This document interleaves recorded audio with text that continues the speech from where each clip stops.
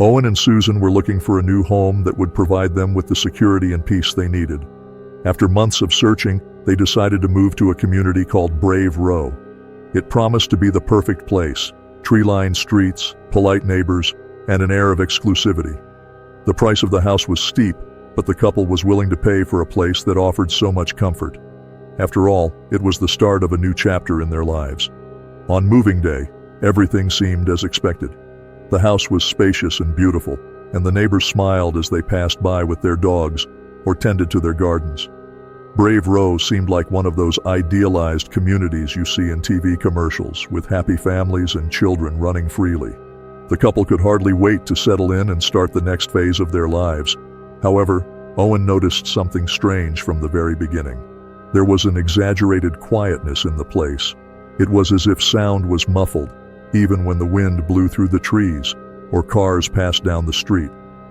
Still, he decided not to mention it to Susan, who was excited about the move. Deep down, Owen couldn't shake the feeling that something was off about Brave Row. The perfection of the houses and the constant smiling of the neighbors made him suspicious. It was as if the place was trying to hide something, a tension that couldn't be easily explained. Even so, he thought it was just his mind playing tricks on him. After their first day of moving, the couple began exploring the neighborhood. They talked to a few neighbors and even visited the local supermarket. Everything seemed normal, but Owen continued to feel an increasing uneasiness. It wasn't something he could put into words, but he decided to stay calm and move forward. That night, as they were getting ready for bed, Susan commented on how quiet the place was. "Don't you think it's strange?" she asked. Owen smiled, trying to ease his wife's worries, but deep down, he felt the same way, and that feeling of discomfort would only grow in the coming days. On the second day, when they returned home, Owen found a flyer on the doorstep. It was a welcome letter from the Brave Row Homeowners Association.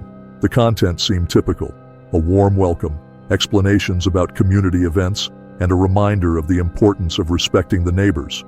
But one sentence near the end caught his attention and left him puzzled. The letter mentioned a very specific rule: no laughing after dark.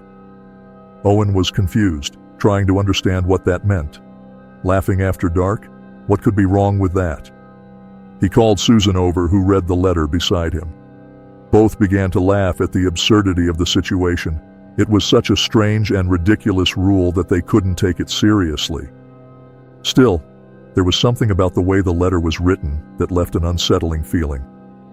The rule wasn't presented as a suggestion, but as an absolute prohibition.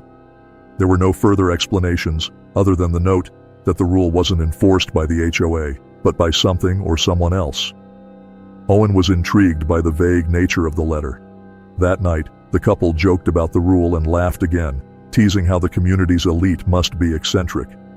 Owen, however, couldn't shake the discomfort he felt. There was something more to that rule, something he couldn't fully grasp. Susan, on the other hand, didn't give it much thought and continued with her daily activities. In the following days, they paid closer attention to the neighbors, trying to notice anything unusual. No one seemed to laugh or even smile as night fell. During the day, the community was lively, full of laughter and conversations, but as the sun began to set, people's behavior changed.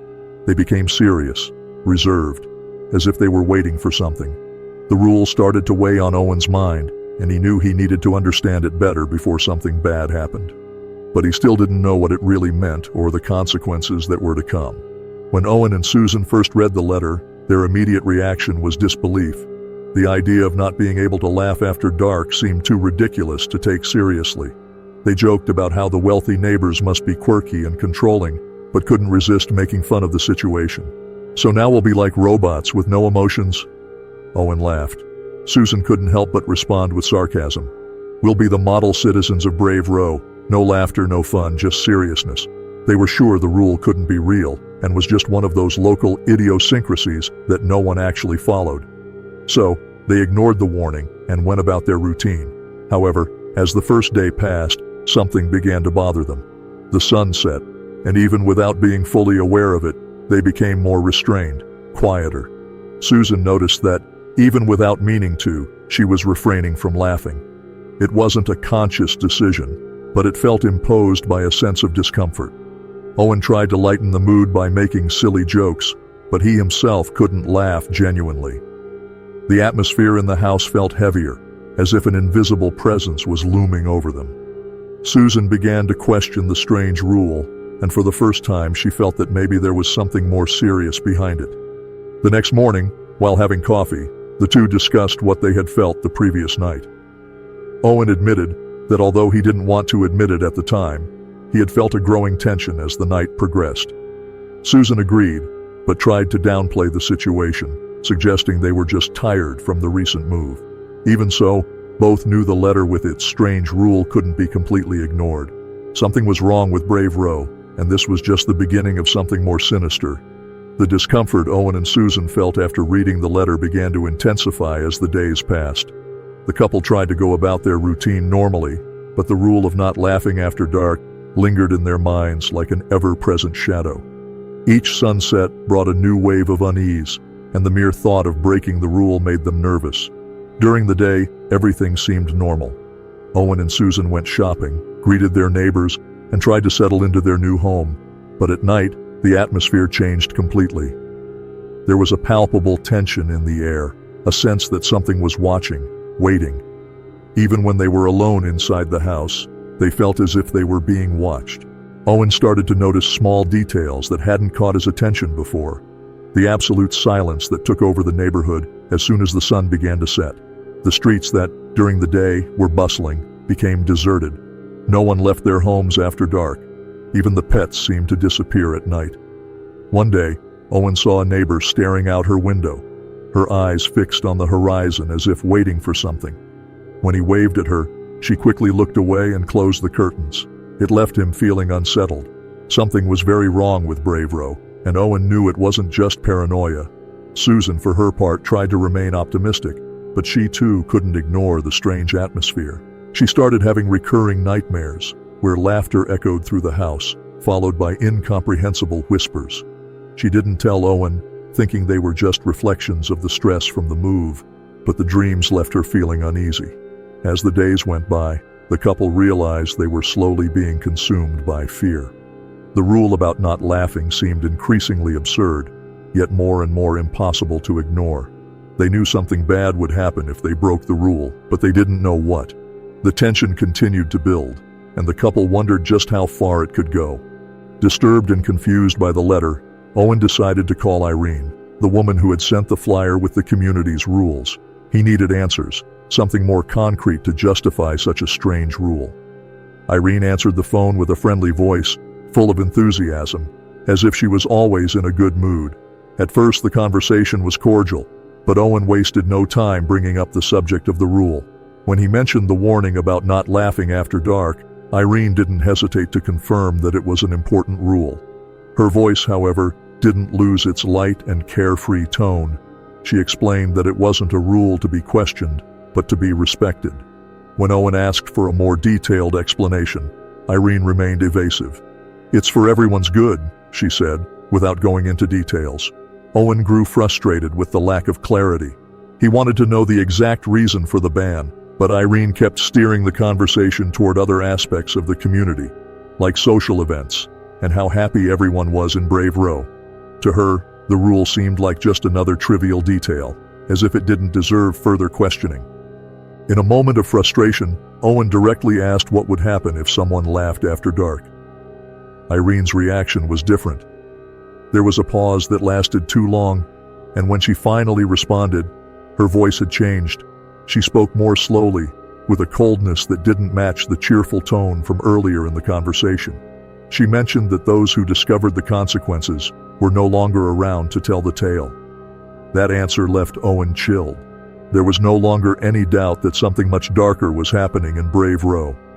Irene was clearly avoiding the topic, but the warning was clear. It wasn't a rule without consequences, and something terrible awaited those who dared to break it. Owen hung up the phone with the feeling that he had touched on something dangerous. That night was the hardest for him. He knew he needed to tell Susan about the conversation, but he feared scaring her even more. He decided to wait until the next morning when they could think more clearly. However, from that moment on, Owen was convinced they couldn't continue living in Brave Row for much longer. On their second night in Brave Row, Susan invited her friend Joanne over for a visit. Joanne was a colleague she had known for years, a vibrant and energetic person. She always brought laughter and excitement wherever she went, and that night would be no different. Joanne arrived in her usual good spirits, telling funny stories about work while Owen and Susan welcomed her in the living room. Owen was nervous, especially because of the conversation he had had with Irene earlier. He still hadn't told Susan about the ominous warning from the HOA and feared that something might happen. When Joanne arrived, the mood in the house immediately changed. She was the kind of person who laughed at everything, and that night, her laughter seemed louder and more intense than ever. As the three of them talked, Joanne let out a loud laugh as she remembered a funny situation at the hospital. The sound echoed through the house, and immediately Owen felt a chill run down his spine. The sun had already set hours ago, and he knew the rule had been broken. He glanced at Susan, who also seemed tense, but Joanne kept laughing, unaware of the danger she was in. Owen tried to hide his nervousness, but the situation was clearly out of control. Joanne laughed a few more times, completely oblivious to the warning Owen had received. Each laugh seemed to tear through the silence of the night like a call to something terrible. Owen felt his heart race, knowing he needed to tell Susan the truth immediately. He pulled Susan aside and began explaining what Irene had said on the phone. Joanne, noticing the strange atmosphere between them, asked what was going on, but before she could get an answer, she started coughing violently. At first, Owen thought it was just a choke, but the coughing intensified, and Joanne collapsed on the floor, struggling to breathe. Desperate, Susan rushed to help her friend, trying to perform first aid. But as she did so, something unbelievable happened. Joanne expelled a piece of paper from her throat, covered in bile. Owen grabbed the paper and when he opened it, read the words that froze his heart. Eviction notice. Please exit through the basement. The discovery of the note inside Joanne's throat left Owen and Susan terrified. It made no sense for a piece of paper to appear inside her body. Even more disturbing was the message. Please exit through the basement. What did it mean? Owen tried to think rationally, but nothing about this situation was rational. Joanne, still catching her breath, was visibly in shock, and Susan, despite being a doctor, seemed unsure of how to process what they had just witnessed. The note was a direct message, a clear instruction, but the couple hesitated to follow it. The basement of the house was a place they had avoided since moving in. There had been no need to go down there, and now, after what had happened to Joanne, the idea of going to the basement seemed even more frightening. However, Owen knew they had no choice. The house was becoming more threatening by the minute. Joanne, still weak and scared, began to cry. She didn't understand what was happening and was desperately begging to leave. Owen and Susan tried to calm her, but the truth was that they themselves were on the brink of despair. Something very sinister was at play, and they knew the rule about laughter wasn't just a bizarre imposition from the HOA, but part of a much larger force. Owen looked at Susan, and they exchanged a silent glance of understanding. They needed to follow the instruction. The basement seemed to be the only way out, even though the idea of going down there terrified them. Susan held Joanne's hand, trying to guide her toward the basement door. Joanne, still trembling, was reluctant to move. She knew, just like Owen and Susan, that something very bad was about to happen. When they opened the basement door, they were greeted by almost palpable darkness. The air down there felt different, heavier, colder. Owen felt his stomach churn as he stepped onto the first stair. Joanne, despite her fear, followed closely behind. The feeling that something was watching them became unbearable. There were no lights in the basement, just a vast blackness that seemed to stretch on forever. Each step they took in the darkness seemed to pull them further away from reality. The silence was absolute, except for Joanne's irregular breathing. Owen wondered what they would find down there, but deep down, he already knew it wouldn't be anything good. The basement of Brave Row was an extension of the house itself, but somehow it felt completely displaced. When Owen, Susan, and Joanne descended the stairs, they were greeted by total emptiness. There was no furniture, no boxes, no sign that the space had ever been used. It was as if the basement had been waiting for them, a silent trap in the depths of the house. Owen tried to find a light switch, but there wasn't one. His fingers brushed against the rough walls, trying to orient himself in the dark. But every movement felt wrong, as if the space around them was distorted. Joanne, behind them, whispered nervous questions, her voice shaking with fear. Susan squeezed her hand, trying to comfort her, but the truth was they were all terrified. Every step they took seemed to echo through the emptiness, and the basement felt larger than it should. Owen knew something was wrong with that place, but he couldn't put his finger on what exactly. It was as if the space was expanding, stretching into a dimension they couldn't see but could feel. The darkness around them was almost tangible, as if it were enveloping them. Joanne began to sob quietly, murmuring that she wanted to leave. Susan tried to soothe her, but the words of comfort sounded hollow, useless. The feeling that they were being watched grew stronger and stronger, and Owen had the clear sense that something was waiting for them down there. He wanted to turn back, but he knew they couldn't simply leave without trying to understand what was happening. Then they heard the first sound coming from the darkness, a low, cold laugh. It wasn't Joanne, nor Susan. It was a sound that seemed to come from all directions at once, filling the space around them. The laugh was malicious, devoid of joy or emotion, as if it were just the echo of an entity waiting for its next victim. Owen looked around, trying to locate the source of the sound, but there was nothing. Just the infinite darkness and the laugh that seemed to get closer and closer. He knew something was about to happen, something that would change their lives forever. Amid the darkness of the basement, the laughter echoing around them grew louder, closer. Joanne began trembling uncontrollably, clinging to Susan's arm. Her fear was palpable, almost tangible in the heavy air of that cursed place. Owen knew they needed to get out of there, but the way back seemed further away with each step. Suddenly, Joanne let out a piercing scream and started running in the opposite direction, deeper into the darkness. Susan tried to reach her, but it was too late. Joanne disappeared into the vast blackness, her quick footsteps silencing as if she had been swallowed by the basement itself. Owen shouted her name, but all he heard in response was the same cold, inhuman laughter, now louder than ever. Susan began to sob, desperate to find her friend, but Owen knew something terrible had happened. He grabbed her by the shoulders, trying to convince her that they needed to leave before it was too late for both of them. However, Susan seemed to be in shock, refusing to accept that Joanne could be lost forever. They tried following the sound of Joanne's voice, which could still be heard, but always distant, as if she were in a place that didn't belong to this reality. Her cries for help were interspersed with laughter, but the worst part was that Owen knew the laughter wasn't coming from her. Something had taken her, and he didn't know if they could bring her back. As they ventured further into the basement, the space seemed to change around them. The walls that had been close now seemed infinitely far. The basement no longer felt like a room in a house, but a place of nightmares, where the laws of physics and logic didn't apply. Susan called out for Joanne, but her words seemed not to reach the darkness.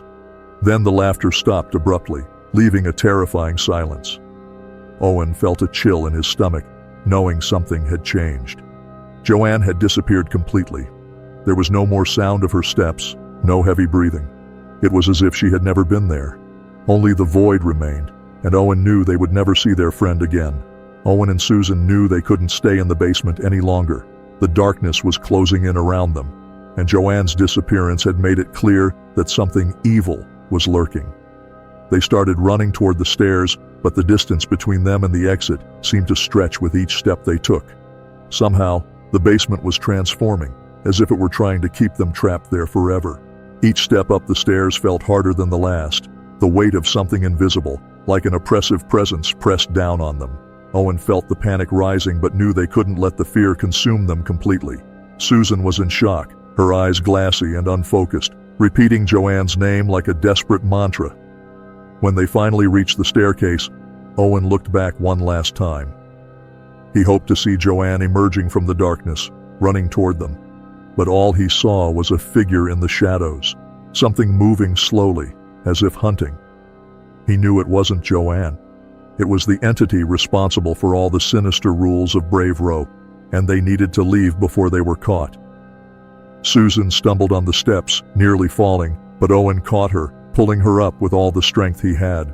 The cold, disembodied laughter that once filled the basement had now turned into indistinct whispers, as if the entity was communicating directly with their minds. "Come," the whisper seemed to say. "Join us." Owen ignored the call, focusing solely on getting out. They finally reached the top of the stairs and pushed open the door, which felt heavier than ever. As they stepped into the dimly lit hallway, it felt like paradise. But they knew they weren't safe. They had to leave the house, the street, Brave Row, as fast as they could. They ran through the house toward the front door, not looking back. Owen felt as though the darkness from the basement was still following them, trying to pull them back. When they finally reached the front door and opened it, the cold night air enveloped them. They were free, but they knew they could never return. Brave Row had marked them forever. Owen and Susan wasted no time. As soon as they left the house, they got into the car and sped away. The streets of Brave Row were empty, as always at night. There was no one to see them fleeing, no one to stop them. But the couple knew that even far from there, the terror they had experienced in that house would follow them wherever they went. They drove aimlessly for some time, both in silence. Susan was visibly shaken, staring blankly out the window, while Owen kept his hands firmly on the wheel, trying to process what had happened. Joanne's disappearance and the oppressive atmosphere of the basement still haunted their thoughts, like a shadow that refused to dissipate. Finally, they arrived at a hotel in a neighboring town. The place was simple, but safe, and they knew they needed time to understand everything that had happened. At the reception, Owen tried to appear calm while checking in, but his hands were shaking. He didn't want to talk to anyone about what they had experienced, not even Susan, at least not that night. When they entered the room, Susan collapsed on the bed, still in shock. Owen sat beside her, trying to comfort her, but he knew words were useless. The trauma of Brave Row couldn't be easily erased. They needed to stay far away from that place forever, and perhaps that was the only consolation they could offer each other. That night, Susan had nightmares. She murmured Joanne's name as she tossed and turned in bed, and Owen knew she was reliving the moments of terror they had faced. He couldn't sleep either, his eyes fixed on the ceiling, listening to the muffled sounds of the hotel, but unable to shake the echoes of the laughter they had heard in the basement. By morning, they decided they would not return to Brave Row. The house, their belongings, all of it was irrelevant now. What mattered was escaping the reach of that dark force that ruled the community. They knew they had narrowly escaped, but whatever was in that basement still watched them, waiting for the right moment to seek revenge. Days passed, and Owen and Susan still hadn't returned to Brave Row. The idea of going back to that house filled them with dread. They began making plans to sell the property, even if it meant a financial loss. Nothing was more important than their safety, and Owen knew they could never live in a place that hid such horrible secrets. Susan, for her part, seemed to be coping with the trauma in a different way. She refused to talk about Joanne or what had happened in the basement. Whenever her friend's name was mentioned, Susan would shut down, as if trying to block the memories from her mind. Owen knew this was a defense mechanism, but he worried about the long-term effects. Owen, on the other hand, couldn't stop thinking about the entity they had encountered in the basement. The laughter, the figure in the darkness, the hand that had almost touched him, all of it was like an open wound in his mind. He knew that what they had seen was not of this world, and the thought that something so evil could exist haunted him day and night. He also reflected on Joanne. What had happened to her? Owen believed that Susan's friend wasn't just dead. She had been taken somewhere worse, to a place from which no one ever returned. That was the fate of those who broke Brave Row's rules, and Owen thanked whatever force had allowed them to escape alive. Even so, there was a lingering sense of unease that wouldn't leave them. They had physically escaped Brave Row, but the terror they had experienced there still followed them. Owen knew this wasn't something that would be easily forgotten, and he feared for the future. Would the entity leave them alone, or was it still watching, waiting for a slip-up? With time, they might forget some of the details of that experience. But what Owen would never forget was what Irene had said. Those who discovered the consequence are no longer here. Joanne had found out, and Owen knew that, somehow, he and Susan had been spared. But why? And more importantly, for how long?